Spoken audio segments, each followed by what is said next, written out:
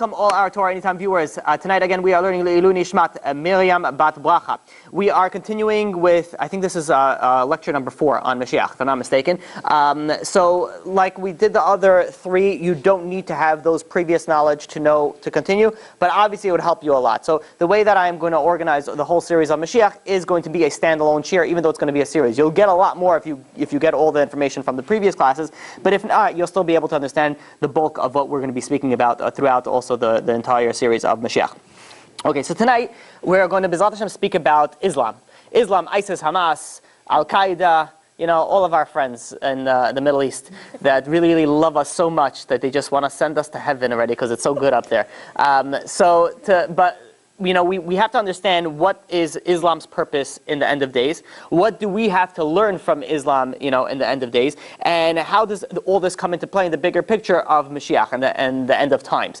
There is also, you know, let's just get into it. So if you look into history, if anybody's a history buff and they look into history, generally the majority of prosecution that was by the Jews were usually done by the Christians. They were the ones who prosecuted us very heavily. I mean, the Muslims, they did their fair share. Don't get me wrong, but it was very heavily done by the Christians. Now it's very interesting how the end of days the tables have turned a little bit. All of a sudden the Christians become our best friends, and well, outside, and the Muslims are going and terrorizing. And if you guys come from the Middle Eastern countries, you realize that it was very peaceful until recently to live in the Middle Eastern countries. Yeah, you know, Iraq, you had Iran, you had wherever it is, it was okay. Even Jordan, you have places that there's the Kibbutz Sadiqim in Jordan that nowadays people can't go to it. Egypt. So it's very interesting to see how the tables have turned. There was a global research, and this was done by 2015. So I'm sure this was changed, since then, due to the Islamic change in the world. But it said in 2015 that the reason the state of Israel was founded, was that the Jews can live in security in a place and not get prosecuted. But ironically, how now, well, back in 2015, the most dangerous place for a Jew to live in the entire world is in Israel. How they created it to run away from anti-Semitism and run away from prosecution, the most dangerous place is Israel in itself. So you look at it, you look how unlikely it is for us to survive in a land of Israel. It makes absolutely no sense. Besides the fact, and this is a very bad picture that I'm going to show you guys, this, the lighter, this is the ocean. The darker red, this is over here. This is all lands owned by and run by Muslim countries, and you can't even see Israel. Israel is this tiny little stretch of land, and you look. So the white is not Islamic based, even though Russia is I think it's like 15% of the population is Muslim. So, which we'll get to it. I have it later. So, and you have Germany is turning Muslim. So you see all over here. This is all going to turn red very, very soon. But you look at the amount of land, just the land aspect of ratio, from what Israel has to what the surrounding Islamic nations have. I think that they have 12,000 more times land than Israel does. So that's how much. And it's funny because none of these nations are taking any refugees. Well, the majority of them are not. Where are they going to? Germany. They're going to Europe. They're going all the things. They definitely have plenty of land and plenty of space, but they don't want them, and we'll soon see why. So that is. So the entire surrounding area of Israel is surrounded by people that want to destroy us. The entire Israel is surrounded by people, is within them, people that just want to go and destroy Israel. You have, 2 million Muslims, Israeli Muslims, Israeli Arabs, I don't know the terminology that they use for it, there's a very high number that are in Israel, and they just want to eradicate us from within. So we have people that are trying to kill us from without, trying to kill us from within, and it's a miracle that we're even surviving, let alone that we're surviving strong. So this just comes to show you how everything is orchestrated from God. Because if you start thinking it from a logical perspective, it makes absolutely no sense why it's still around. Not to give any of them any ideas, but the amount of Muslims that there are in the world, they could just start walking into Israel. They just walk in, and they'll cover the place like grasshoppers and ants. They'll overrun it. So it really makes no sense why we're surviving. The only reason why we're surviving is obviously because that's what God wants it. So this was already, there was a very famous commentator on Tanakh. His name was the Malbim. He lived about 150 years ago, and he specialized in these interpretations of. He had commentaries on all of the Tanakh. Very, very fascinating. Very, very brilliant man. 150 years ago, he already understood from the Psukim in Tanakh that Israel is going to have its own state. And you think about it, 150 years ago, what we had nothing to do with Israel. It was run by an Islamic whatever. It wasn't really run. It was nobody really there. It was just swamps and nothing. But he was able to prove from the Tanakh that Israel is going to come to become a state. And not only that, he went even further. It's 150 years ago. He said that it's going to be by two different groups. One group is following the Torah, and another group not following the Torah. 150 years ago, this was already came into existence. So this is what he said. And he goes and he explains like this. The Malbim explains that the redemption is going to come in 3 stages. Number 1, there's going to be a gathering of exiles. Everyone's going to start gathering into the mainland, which is Israel.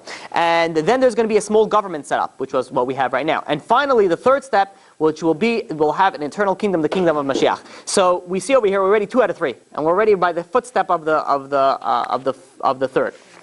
So now that we have Israel, Baruch Hashem, and we're getting terrorized very, very heavily by Islam, we have to try to figure out what does this mean for us. Chazal teach us a very important principle when it comes to these things, that with the nation, when we go to exile, the nation that's prosecuting us, you can learn about why we are getting prosecuted from the nation. So they have very similar character traits, which means if we look at them, we can see what we need to work on. So the Rabbi Dessler brings it down also. In Michtav Me'Eliyahu, he brings down, it says it parallels the type of transgressions to which the Jews had fallen prey to. So with the Jews, whichever they are subjugated by, whichever particular nation, means a lot to us. So by us today, our focus is to learn about Yishmael, to learn about Islam, to learn about not just as a history class and sort of look how what they're doing to us, but rather what we could learn from this. So there is a Gemara in the Sotah that says there's a few things that's going to happen at the end of the days, and we started speaking about it previously about certain things. So they each correspond to, and we'll go maybe for a few of them. We don't have time to go through all of them. But for example, we said that the lies are going to increase. It's going to be a time where lies are going to be rampant, and this is comparable to when we are when we're lying to ourselves or that. What's going to happen? Yishmael is going to lie to us. And we're going to soon see how much, nothing that comes out of their mouth is truth. Like everything is complete falsehood. And so when we're not true to ourselves, they are not going to be true to us. Also, we spoke about that the inflation persists, that will rise. The value of money will decrease. There won't be any value. What does that mean? That when we're emphasizing too much on the materialistic world, that's going to reduce, God is going to reduce it to show you that it's not worth anything at the end of the day. So the Reb Chaim Vital, which was the main disciple of the Arizal, the biggest mukubal in the past, he lived about 500 years ago. So he goes from the Pasuk in Tehillim, in chapter 124, verse 2. It says, Lulei Hashem shahaya lanu bekum aleinu adam. It says, that the terminology that's used over here is the word Adam. And he explains over here that who's this referring to? This is referring to Yishmael. That in the end of days, there's going to be somebody who's going to be called Adam. And we know, where do we know that Yishmael in the Pasukim, it says, if you look in Bereshit, in Genesis, chapter 16, verse 12, it says about Yishmael, V'hu yeh pere Adam yado bakol v'yad b'kol bo. His name is going to be Pere Adam. We're soon going to explain what this means. But his hands is going to be in everything, and everyone's going to be in him. And now I'm going to give you 6 explanations on this Pasuk, and it's going to just clarify what the rabbis, 1,000 years ago and plus more, that gave an explanation of what this means, and we can see how each and every single one of them goes and it's completely applicable to Yishmael. So again, Yishmael is called a Pera Adam, and we're going to explain what that means. If you translate it, it means like a wild donkey of a man, right? That's literally the translation of it, Pera Adam. So the first explanation, which is Unkelos, he brings down and he says that it's that this nation, Yishmael, will rebel against all mankind. Check. That they accomplished. Number 2 is that this is something very interesting, that we will need him and they will need us. Everybody will need him and he will need everybody else. So to understand it in the terminology for nowadays is that they're very backwards in technology. But at the same time, they sit on a lot of oil. So they need us. They need the Western world for technology, and that the Western world needs them for the oil. So this is the way this is how the pasuk says that Yad Bakol Yad Kol Bo, that he is going to need the Western world, and the Western world is going to need him. The third interpretation is the Ibn Ezra. He says that Yishmael will be unrestrained among people. I don't have to even explain this. Just open up any paper anywhere in Europe. Just pick a country. Open up a page, and see what goes on about these people, what they're doing to Europe. Number 4, the Ramban. He says that he's going to wreak havoc on everybody. And this is something very interesting. His descendants will wage war against all the nations. Who could say, you look about this, 1,000 years ago. Who could say, like the insight that these rabbis had on explaining the Torah and how exactly it came into being. like verbatim. Like literally, they're at war with everybody, and we're soon going to see just how much. There's also the word pera or pere. It's really pronounced pere adam. Pere is like something like it's similar to pera, which is to uncover. Which means they are an entity that just wants to be free. They don't want to be ruled by anybody. They want to be completely free. And this Rav Shimshon Raphael Hirsch explains it also. He says that they're going to subjugate, any subjugation against them, they're going to shake it off. And we see this in Europe. In Europe, so they took in a lot of refugees. There are certain places in Europe where the police don't even walk in. They just not for us. Like they call in for a homicide, I'll be like, yeah, sure, we'll be there. They'll circle around the town. Can I say that we've been to several countries in Europe, and especially London, it's really scary. It is. We were like, oh, we never said we were Jews. Yeah. I was like, yeah, totally. It is. It's a very, you go over there, and that's London, England is not so bad. Go to France. See what goes on in France. So that place is very, very, dangerous. And that's why there's a lot of people that are moving out of there. That's why I said, originally I said in 2015 it came that Israel was the most dangerous place for a Jew to live. Now France is very, very dangerous, and Jews are moving in flock loads to Israel, or they're moving over here, whatever it is. They're going out. That was number 6. That they're not going to be able to be subjugated. They cannot be ruled by anybody. Nobody can tell them what to do. They have to do whatever they want. Number 6 is that Rashi explains that Ishmael will be a thief. And it's very interesting because in the generation of the flood, it says that one of the reasons that it was sealed for that is because it was V'timala Haaretz Chamas. The land was filled with Kimala Haaretz Chamas. The land was filled with Chamas. Chamas means that it was, you shouldn't pour like that. Pour the other way. That's a morning. Yeah. So the land was filled with thievery, and he says in the end, it's very interesting because what is the terminology that they use for stealing, for thief is Hamas. Literally, what they called Hamas in Gaza, the ones who run that, they call it literally the stealing and thief. Like that? Oh, I'm sure. Yeah. Well, they named themselves. Yeah. It's not that other people put their name in it. So we see here something very underlining about Ishmael. They are a pera adam. They are a people that don't get along with other people. They want to fight everybody. They want to go and they don't want to be ruled by anybody. And they want to do their own thing all the time. No one can tell them what to do. And they want to enforce their ideologies on everybody else. So now let's look a little bit around the world and just see how it works. So you have a bunch of different religions. Nowadays, almost every religion can live peacefully with another religion. So let's say, for example, Christians and Buddhism. They're fine. They could live together, not a problem. Christians and Judaism. Nowadays is fine. Back then it wasn't. But nowadays, they live at peace. Christianity and Confucianism, no problem. Christian and Taoism, no problem. Atheism, Shintoism, any of the religions, you go back and forth with mix and match anybody, there's not much of a problem. They live with peace, no problem. You serve your God, you serve their God, there's no issues. I'm talking about it around the world. Now let's look at Islam. Islam and Christians.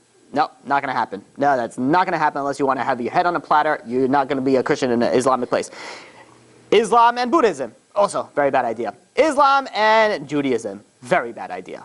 Islam and Confucianism, also, you're not following Islam, not good. Islam and atheism, very bad. Islam and the Shintos, also very bad. Everywhere that they live with, they cannot live with anybody. So then fine, let's settle with Islam. No. The worst. Just look at that. They're killing everybody. They're killing everybody. You're not following. There's a share. There's all different types of different sects of it. So Islam, not only can they not live with anybody else, they cannot even live amongst themselves. And this is very interesting. I saw this, a video of this once that Islam is the Islamic people, the Ishmaelim, the Arabs. They're very unhappy in certain areas. Syria, they're very unhappy over there. Look at what's going on over there. You look at Morocco. You look at all these different places that are. I don't know if Morocco is a good example, but these places that are not westernized, these places that are by a totalitarian government, a place that is a monarchy, they're very unhappy there, and they run away. And where do they go? They go to places like Germany, France, where they are happier. They get benefits, they get food stamps, they get whatever it is that they're able to achieve a lot. So they're happy over there. But something very interesting is that wherever they're going to be happy, in Germany and France, what do they want to do? They want to make it like where they're not happy. They're not happy back in whatever there was in Libya. So now they're going to go to Germany, but they're going to make it like it was in Syria. But you just weren't happy there. Why are you going to make the same type of government? They love blood.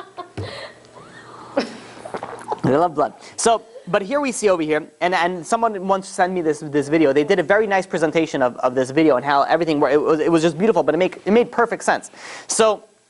we should not be fooled. Okay, so Ishmaelim is a very, very, they have a very bad trait, the Pere Adam. But you think, okay, so they have a bad trait, they could overcome it. It's just a temporary, just a thing that they could. The Torah says no.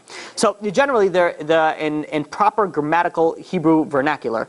There's a lot of big words there. Very happy with that. Okay, so you should first put the noun, which is the Adam. Afterwards, you should follow it by the adjective, which is the Pere. So, but the Torah reversed it. Instead of saying Adam, that is a Pere, it says it's a Pere Adam. So they put the adjective before the noun, which means is. Adjective becomes the noun? So it emphasizes even more, and it's not. Yeah, well, it doesn't make sense if you think about it. So it's backwards. Now, why is it that it's backwards? So not, if someone would say, okay, this guy, he has an anger personality, that's very bad. But if this guy, if I tell you, he is anger, that's his essence, then it's like, that's not a personality trait anymore, that's who he is. Now again, anger is a character trait, it's a bad trait, but it's a bad thing to as an explanation. But the way the Torah says that, he is a Pere Adam, which means is, you don't think that he's not Adam who has a, character trait of a Pere. No. He is first a Pere. He is first somebody who is a wild person of a man, and then he's a man. So don't think that he's going to change. This is going to be to the end of times. And the Torah is eternal. The Torah doesn't say. The Torah was, brought to us 3,300 years ago, and it's still exactly applicable 100% today, and everything is on the dot, on the money. So the Chafetz Chaim says also, he says that Ishmael will forever remain a Pere Adam. And he says, even if all the cultural nations, they'll be like, come to our colleges, we're going to give you good degrees, and we're going to give you can't change them. Just look at what happened recently in, when they ISIS recruited, you see people with advanced degrees in biology and law and doctorate, they go and they fight, for ISIS. And you think it doesn't make sense because you cannot, it's like, I don't want to give this it's not a great example, but you cannot train a cat to not chase mice. It'll be like it's a best friend, but eventually it's going to get hungry or sometime it's going to eat the mouse. You cannot, they are in essence a Pere Adam. So, on the Chafetz. How are normal people, fine, I guess they're not normal, but how are people going to follow them if they're not Pere Adam is your answer. But they're not. Try, you can't explain. Certain people, that they're not that? They get, you mean like, let's say the people that sympathize with the Palestinian? Yeah. Oh, we're going to speak about that. Yeah. All those people that, we'll get to that. I don't know if we'll get to it today, but we'll get to that. Okay, so now, the Chafetz Chaim goes and he says, who knows what this Pere Adam is liable to do to Am Yisrael in the end of days? That's how bad it's going to be. So we see over here that it's a people that they break off international agreements, which we're soon going to go and explain in depth. They are willing to declare their children go for the holy goal of sacrificing yourself. They are so the Torah, when he saw, Torah had long range, long vision. And they saw in the future, this is never going to change. This is how it's going to be. Now, there's something very interesting. If you look at the name Yishmael, it's the only name of all the nations of the world that have a God's name in it. El. It's a God's name in there. Yisrael and Yishmael, only two. So something very interesting. What is it that Yishmael got that the schut, the merit to have that on it? So, yeah. Because what's his name? Esau respected his. No, it's not Esau. We're talking about Ishmael. Because he prayed. We're talking about Ishmael. So. Well, that's now. This is before even. You're talking about Islam. Ishmael is before. He got Ishmael because he was praying so much for his mother. Oh no. That was they named. Oh, we'll get to that. I'll explain that. So yeah. So now the where was I? So the Islam, which is now Yishmael, is one of the few nations in the entire world. The few religions in the entire world that practice monotheism. They're crazy and they do crazy stuff. And their faith is very perverted, as soon as we're going to see, but they still practice monotheism. They still believe in one God. So in some aspect, they are, spreading the name of one God throughout the entire world. So for that alone is already enough that they have God's name within their name. But the problem is, so you think about it, be like, so if you are practicing monotheism, you're worshiping the right God. And according to the common, nowadays we don't consider Islam to be an avodah zarah, as opposed to Christianity is. So Islam, for example, we spoke about in the Christian class. Let me rephrase that. We spoke about when we spoke about the Christians. Is that you're not allowed to go to their church. You're not allowed to. It's forbidden. So going to a place of avodah zarah. However, let's say you want to go to a mosque. Wouldn't recommend it. I definitely would not recommend it, but it's not considered avodah zarah in that aspect as it is a church. So you think about it. They are practicing monotheism. They have the name of God in them. How are they still doing so much, crazy stuff in the entire world? And the answer is that their faith is, like we said before, it's perverted. It's not the right faith. What is their faith is tainted by their Pera Adam quality. So they're Pera Adam, but unfortunately that overrides everything that they have as faith. So, and you look at this, the way that they do it is they do anything that they want, and then they claim that's God's will. And we'll explain it. We'll explain that, momentarily. When Abraham, when he had 3 guests that they were Arabs and they had dust on their feet, and what he said, he says, "Wash off your feet," right? So, because who knows, maybe that they're avodah zarah and they pray to the dust of their feet. So, they bow to the dust of their feet. So the question is be like, I understand idol worship. Who bows to the dust of their feet? Like, how is that? What is the Torah saying when it means that? Explains on Moshe Shapiro. And he goes and he says that, how the Ishmaelim, how they work. Wherever they walk, this is what God told them to do. They decide to do suicide, God told them to do that. They decide to murder, little kids, God told them to do that. Whatever, how they pervert it so much is that it's not that, they are they're following God's will. Whatever they do is God's will. And they make God's will theirs.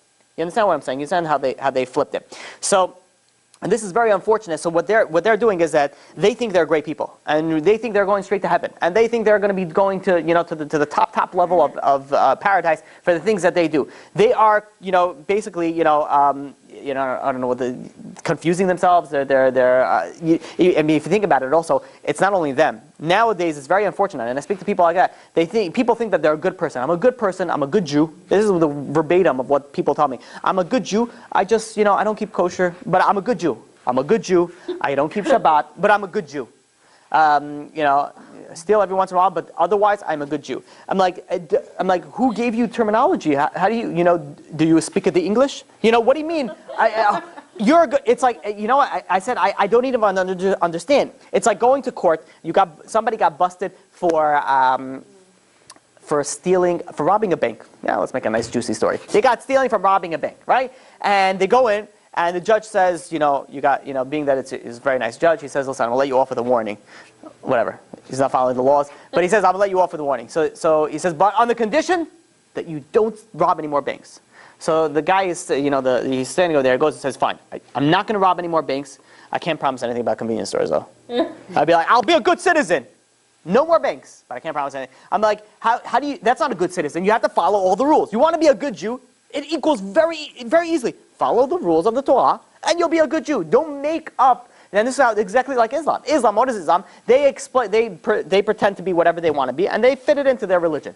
So unfortunately, this is many people nowadays. They do whatever they want, and they fit in. You know how many sins they do for the sake of shalom bayit, and peace of the home. I don't have to keep Shabbat. It's going to make fights in the home.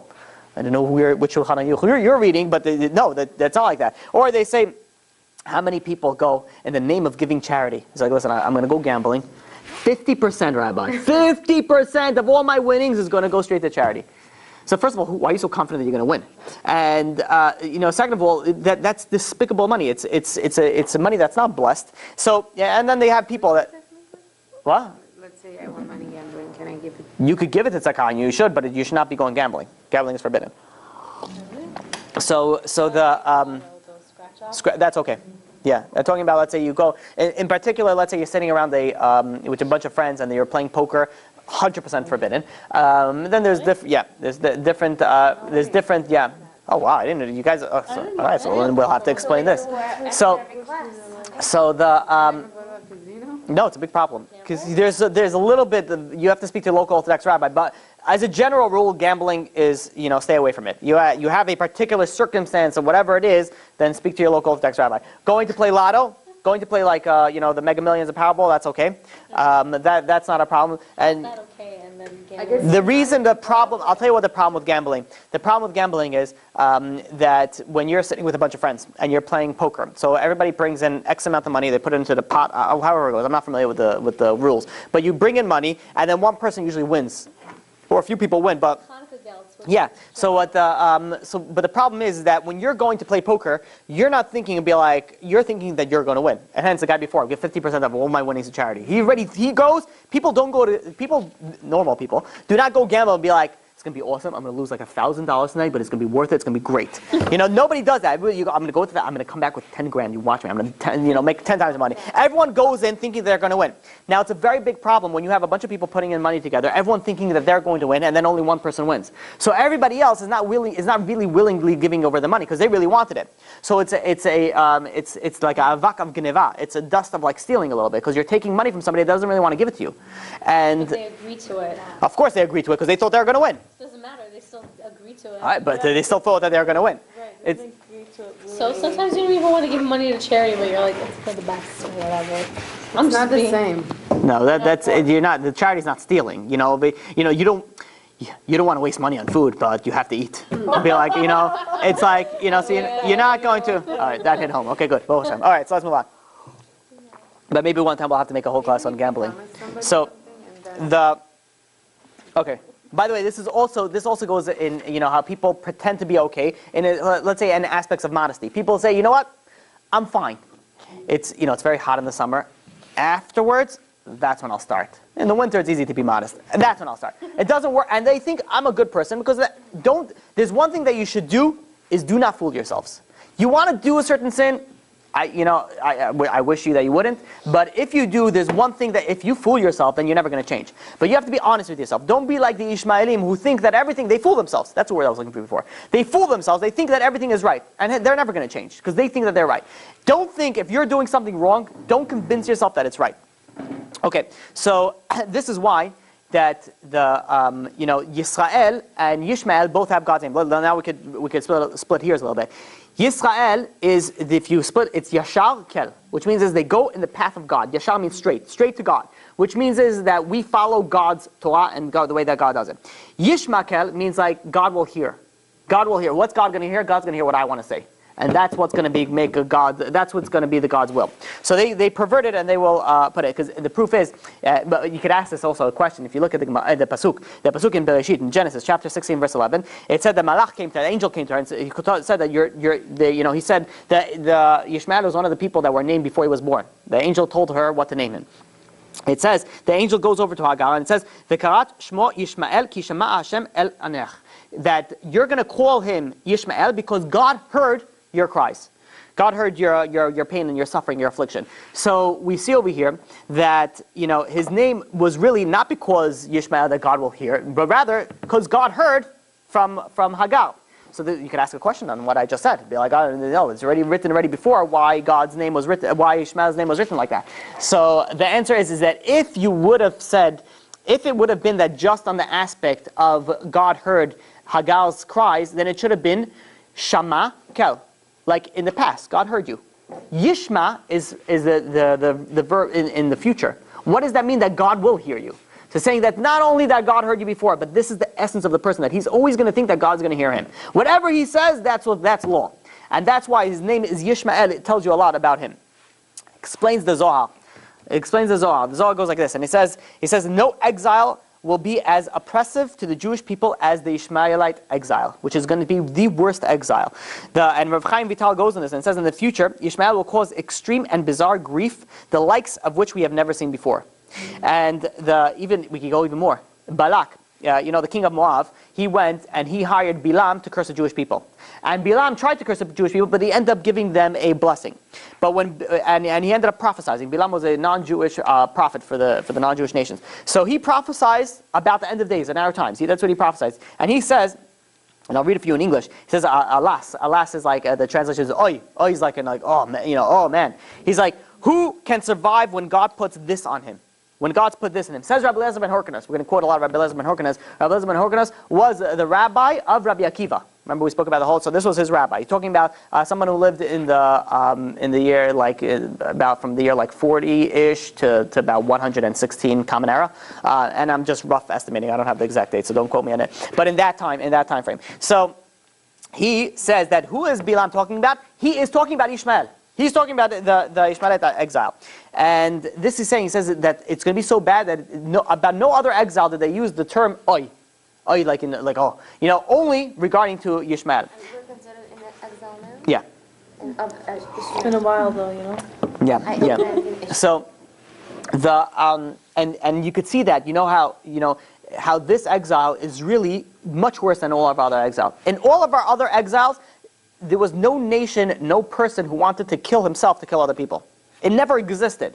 There was no such thing as suicide bombers for the sake of the Roman, Christian, government. There was the Crusades, which murdered thousands upon, probably hundreds of thousands upon Jews. I'd probably even say millions. But nothing like if you would ask them, be like, okay, you could kill a Jew, but you have to die. They're like, no, thank you. Yeah, I hate the Jew with the bottom of my heart, but I'm not going to die for it. Ishmael, even if it's a possibility, they're going to be like, no problem, I'll do it. So and if you think about it, the entire world can be helpless with one suicide bomber. You look at people that build bombs in their basement and cause so much we have so much technology.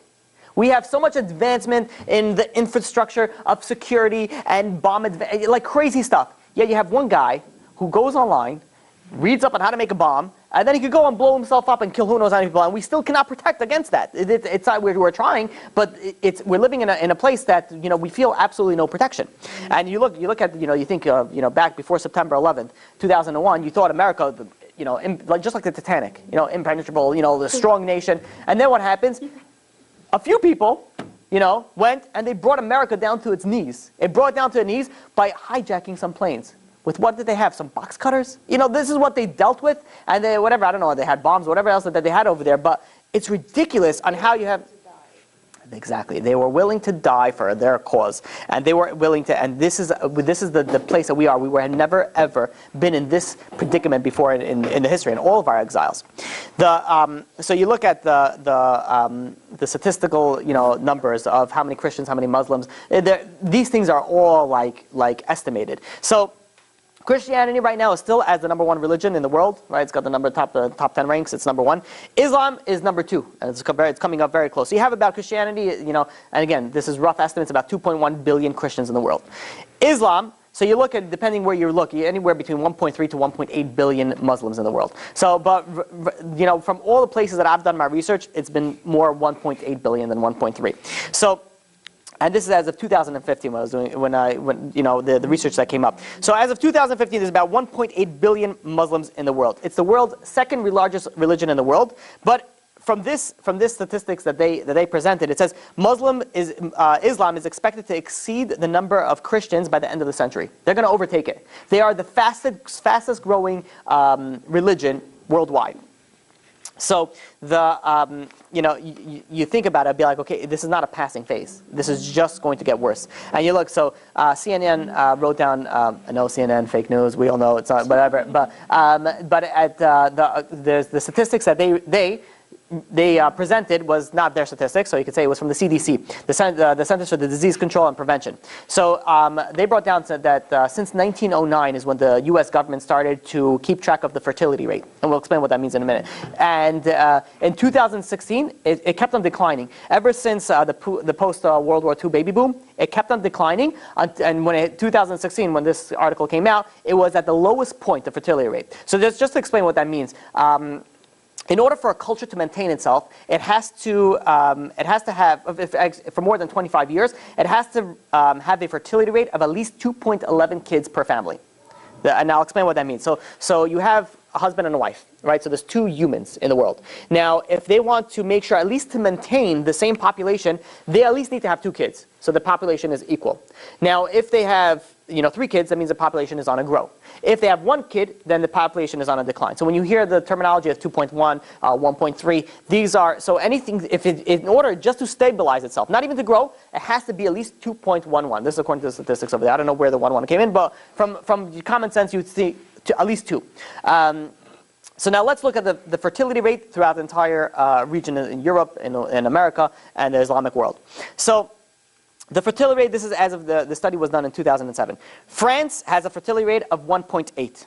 England has a fertility rate of 1.6. Greece, 1.3. Italy, 1.2. Spain, 1.1. Canada, 1.6. America is also 1.6. It's interesting because the Latino population has 2.11. So they're good. But you look at it, everything I just told you was under 2. The Islam was anywhere between 4.1 to 7.7. This is a ridiculous amount, and I'm being conservative because they put in here 8.1, And I did some more research, and I found it to be more 4.1 and to 7.7. So again, because you have more modern Islam, so those are more like the 2.9. But they're still way more advanced. And you look at it, in 1970s, there was a total of 100,000 Muslims in the United States. As of 2008, there was 9 million Muslims. From 100,000, you know what the type of growth that is? According to the news articles of Russia Today, the Muslim minorities make up approximately 15% of the total population in Russia. 15%. So the chart that I showed you before that made Russia white, they're going to turn red very soon. Belgium. Listen to this. Belgium, 25% of the population is Muslim. The biggest kicker, 50% of all newborns are all Muslim. It's only a matter of time over here. Germany. Let me tell you something that Germany itself brought out with its own statistics. The fall of the German population can no longer be stopped. It is a downward spiral that is no longer reversible. It will be a Muslim state by the year 2050. This was done by the Germany Federal Statistics Office. By 2050, they are, it's going to be and they think, okay, come on. Let's bring in more Muslim refugees. Go, Chazakabo, enjoy. Enjoy them. Take them. The European Union. The European Union is a combination of 31 countries. Their fertility rate, combined fertility rate, is 1.38. So as per this research, it is impossible to reverse what has already come into play, which means in a few years, Europe will cease to exist as we know it. And America is only going to be who knows how long to the... And you look at Gaddafi, right? What Gaddafi said. I want to quote you something that Gaddafi says, if I may. Gaddafi, the ruler of Libya, do some research on it. He's a fun character. Now that he's dead, it's fun. No. It's Islamic. So, Muammar Muhammad Gaddafi, right? So he says like this. He says, there are signs that Allah will grant victory to Islam in Europe without swords, without guns, and without our conquest. We don't need terrorists. We don't need homicide bombers. The 50+ million Muslims in Europe will turn into a Muslim continent within a few decades. He says all we need is faith and have them in birthright. Well, and even more so. So you look at where the world is going. You know, the Torah says that Islam will rule the world by the end of the days, and we see it's happening. They don't need anything else. They just keep on popping babies. The place is going to be flooded. Because first of all, the Islam, let's look at Christians. Christians are not committed to their faith as Muslims. You ask a Christian, what does it say in your Bible? They'll be like, well, my Bible says if I believe in Jesus, then I'm going straight to... That's as far as they know, the majority of them. You go to some Islamic people, it says, what does it say in your Quran? It says, which verse you want me to quote for you? So they know a lot more. They're much more, I don't want to say religious, but they are. They're more devoted to the religion than that. So, and they have lots of kids. They also have lots of wives. And you go to Islamic countries, the wife will be like, okay, I don't want to have any more kids. So he'll show you the back of his hand, and then you'll have as much kids as he decides. And if not, he'll punish you. And you look, and I've seen this, and I cannot make this up. And I saw this, and it was not even in a YouTube clip. It was on an Islamic website. And it was an imam, I don't know what it is, like a rabbi of so he goes, and he is like a priest, yeah, that's a better example. He is teaching the Muslims how to beat their wives. He'd be like, he says, if they don't listen to you, says first you ignore her. You ignore her for a few days. If she doesn't, you take a stick, not a big stick, a small stick. You hit her until she's going to listen to you. And he's giving them instructions, and you see people listening there, like taking notes. They'll be like, a stick of 2 inches, okay, fine. Hit her how hard? And this is how they teach. This is what they preach. They preach not only to hate and everybody else. They beat their own wives. They beat their own, and that's why it's so unfortunate. You look at Israel, and it's very unfortunate that there are organizations, because nowadays, they have all the Jewish girls, and they're all like, oh, I fell in love with Muhammad, and they're going to be like, he's different than anybody else, and they unfortunately, they get trapped into that, and then what happens? They get beaten, and then they reach out to these organizations, and these organizations are usually a lot of ex-army soldiers that they do these missions and extract them from these Muslim villages. But why do they come running? Not because their love is so great and the marriage is amazing, right? And this Ali is much different than anybody else. No, it's not. They're just as bad, every single one of them. And unfortunately, they don't realize. They get sucked into it. And they brought up in a place that freedom of love. Love whoever you want. It's like, and then they get stuck, and then they have to come to these organizations who help them try to extract them and their kids. So very unfortunate. So we see over here that the fact that you can't hold these people back. They're growing. They are going to grow, and they are going to conquer. They're going to go all over the world, and we see it. We see Europe is done. Europe is done. It was done already a long time ago, but we see that there's not much that can be stopped, and we see this is exactly what the Torah says. The Gemara in Baba Batra. I want to quote you a few Gemarot. And we have a few more minutes, and we'll finish off that. We're going to have to. Thank you. I'm going to have to. I don't know if I could do it all in one class. Okay, we'll see. The Gemara Baba Batra, thank you. The Gemara Baba Batra 73b says like this. Says Rabba Baba Chana said, he says, I want to quote for you this Gemara, and I'll read it to you in English. I saw a frog as big as a city. Along came a tanin, which is like a scorpion or a crocodile, and swallowed it. Along came a female crow and swallowed it. The Maharsha explains, and he says this is referring to the last exile in Daniel's vision, which we're not going to get to speak today, but maybe one day we'll speak about that. The frog is an allusion to Greece. And then comes Rome, which swallows the frog, which is the tanin, like the scorpion, or the crocodile. It swallows the Greece, which means they come into power. And finally, who swallows the tanin is a female crow. And what is a crow? Crow is referred to Ishmael. Now, I want to focus on the crow. Why crow? Crow are renowned for their cruelty to. They don't even. They're even cruel to their own kind. They don't. If I'm not mistaken, I don't think they don't even look. Yeah, they don't look at their young. They don't look after their young. They don't go. They just like go fend for yourself. They don't care about it. This is exactly what is by Ishmael. Ishmael doesn't care about their young ones. Says go blow yourself up. The IDF takes out videos every so often in regards to what Hamas and all those things, and they showed the education for kindergartens in the Hamas, and I saw it literally today. It's unbelievable. You see, when you're, I get all these things sent to me from random people, and it comes to me like mamash a day that I'm preparing a class. It's like, so, and I was shocked. You see kindergarteners with like fake guns, and they are, they're like training. And then they have this other kindergarten which has fake peot, fake tzitzit, like pretending to be a Jew. And the other little kindergarten with guns comes and like kicks the other one down on the floor and points the gun at him. This is what they're training the little kids over here. So he says, what are they training them? They're training them already to go be a suicide bomber. Just like a crow. I don't care about the kids. They also, they're willing to have the kids die for the sake of that. So there's another Gemara also in Baba Batra, same page, 73b. It goes like this. Rabba Bar Chana also says like this. He says, once we were traveling in a boat, and we saw a great fish, and on it was earth, so we thought it was dry land. So we climbed on it, and we baked, we cooked, we made a fire on it. But as the fire started warming up, it was really a fish. It was a very large fish, and it flipped over. And then Rabbi Bar Chana says, had we not been close to our boat, we would have drowned.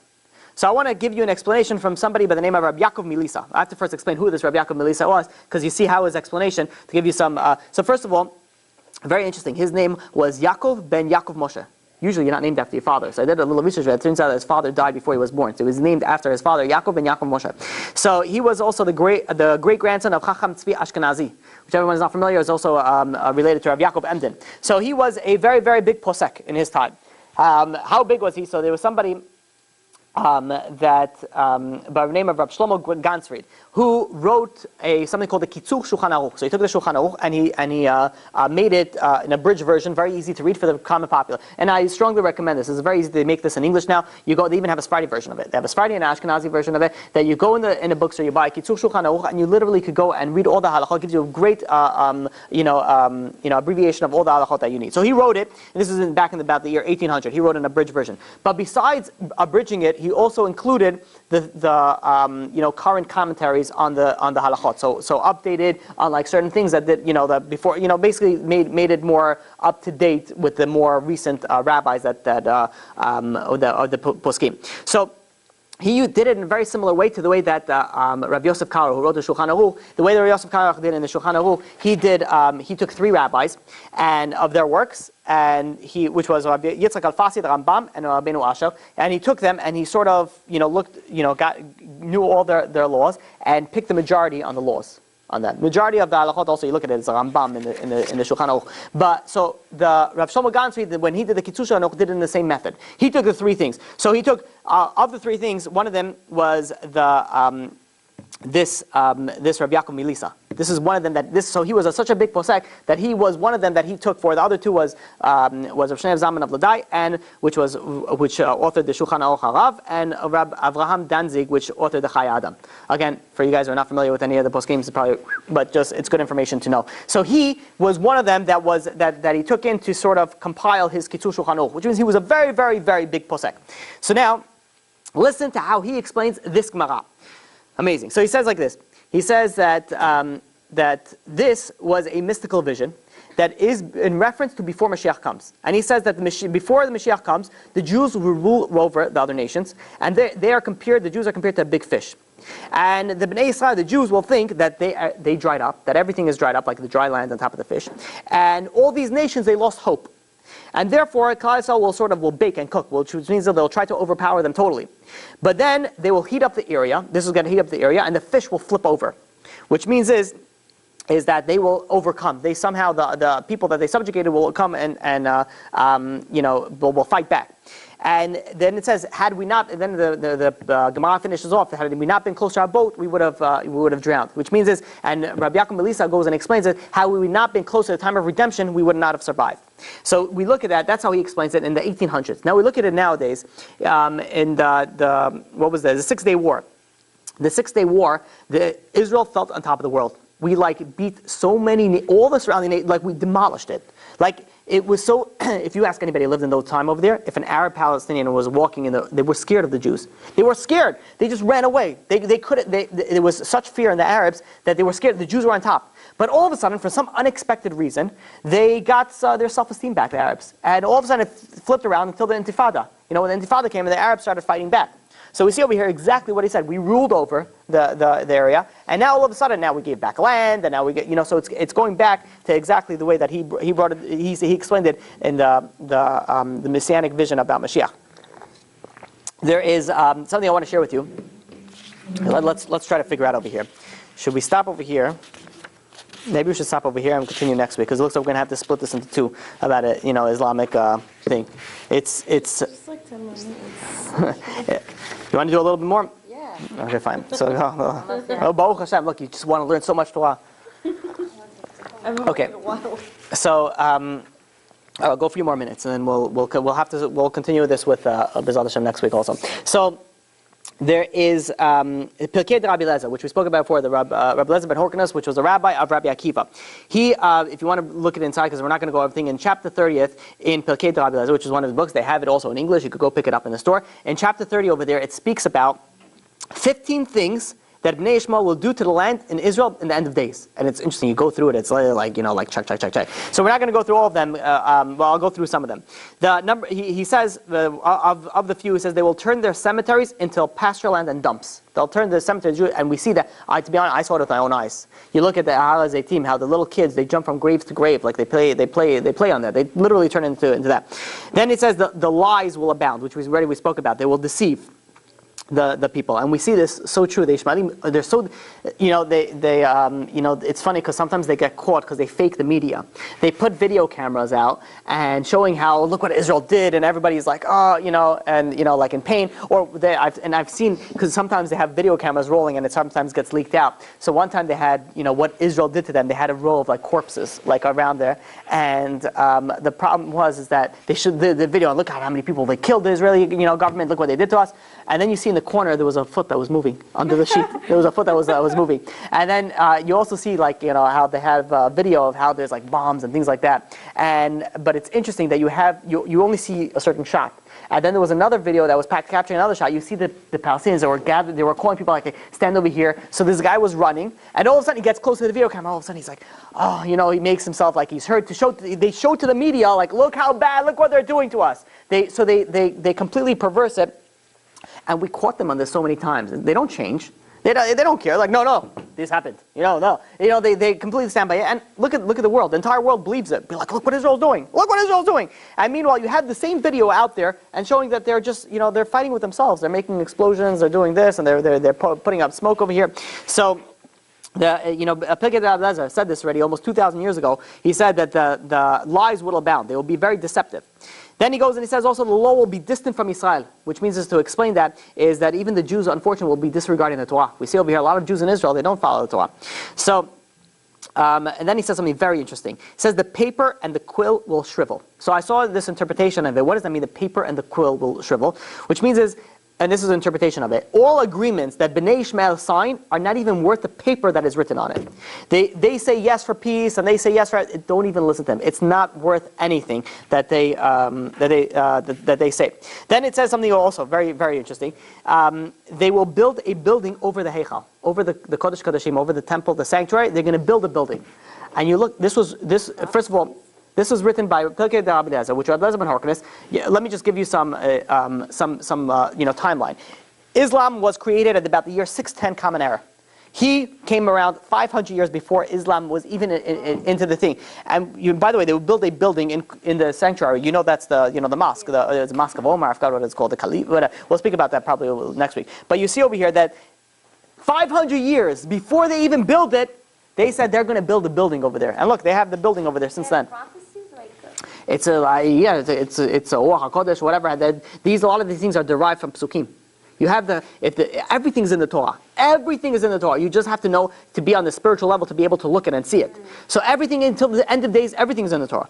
So he was a tzaddik. It's the top of the top. So and then he goes and he says they will build ruined cities in the mountains. Explanation of that is Bnei Ishmael, they will settle in many eras in Eretz Yisrael. They're going to build up these places. There's also something very interesting. This is hard to understand, that they will measure the land with ropes.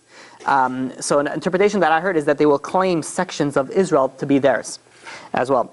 So we see over here that everything that the Chachamim said about Ishmael, not only came into, it came in like to the T. It was so much on the money that it's scary. So we have to worry about not Ishmaelim and not what they're going to do. That we don't have to worry about that. We have to worry about what God does. I saw, I was reading a article today that somebody came over to Reb Steinman. Rabbi Steinman is, the Gadol Ador in Eretz Yisrael, over 100 years old. And one guy came over to me and says, Donald Trump is the numerical value of Mashiach. He says, what does that mean, that Donald Trump is Mashiach? So Rabbi Steinman, you know what he answered him? He says, don't worry about what Donald Trump has to do. He says, worry about what you have to do. He says, stop worrying about them. You're going to bring the Mashiach. He says, you want to know how you're going to bring the Mashiach? You have to go according to the Torah.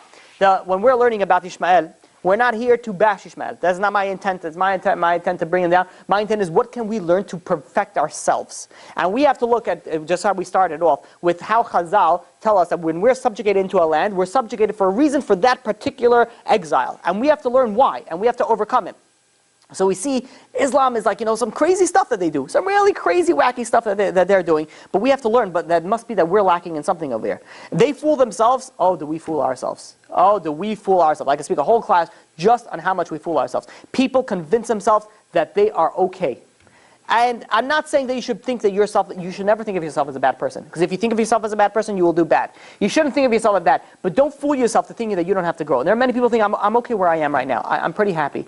A person, if you want to grow, you have to achieve to growth. Right? The famous thing when we spoke about self-esteem. If you say that you will fail, guess what? You will fail. If you will say you will succeed, you will succeed. If you think you are good where you are right now spiritually, then you're not going to grow. This is where you're going to stay. And most likely when you stay, you start falling down. So what we have to do is we have to learn from this. Not to, how Ishmael fooled themselves. We cannot fool ourselves. We have to be true to ourselves. Even if we're not changing. Even if it's very hard for us to change. Which is very, there's some people who say, listen, I can't do it. I can't do it. Which is not fine, but fine. That at least don't fool yourself. Know that you're doing something wrong. What is that? Alcoholics Anonymous. The first step, I think it's Alcoholics Anonymous. The first step is realizing you have a problem. If you don't think that you're doing something wrong, if you're not going against the Torah, you're not going to change. So that's one major thing that we can learn from Islam. And we're soon going to see B'ezrat Hashem next week. We're going to speak about how we could also learn from Emunah from Islam. But where we're going to start off B'ezrat Hashem next week is about peace and how they absolutely means zilch, everything that they say about peace.